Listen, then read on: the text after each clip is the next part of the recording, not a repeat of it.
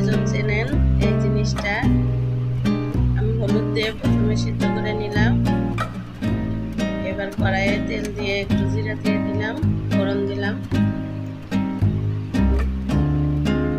এই জিনিসটা অনেক পুষ্টি গুণ দিয়ে ভরা, প্রচুর পরিমাণে পুষ্টি আছে এই জিনিসটার ভিতরে।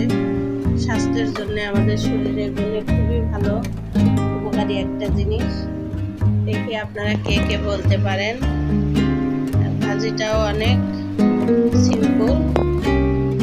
এটা দিয়ে আমরা চিংড়ি মাছ দিয়ে পিটুলিও রান্না করে খাই। আপনারা কে কিভাবে খান অবশ্যই জানাবেন। আদা রসুন বাটা দিয়ে দিলাম, হলুদ গুঁড়ো, লবণ সবকিছু দিয়ে ভাজি করে নিতে হয়। আর আমি তো কাঁচামরিচ দিয়েই দিয়েছি। আর এটা কি জিনিস আপনারা যদি চিনতে পারেন তাহলে আমাকে কমেন্টে অবশ্যই জানাবেন।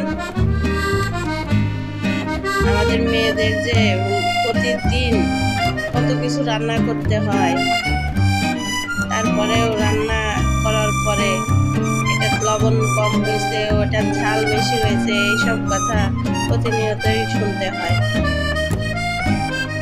ভালো লাগলে কমেন্ট করবেন। আল্লাহ হাফেজ।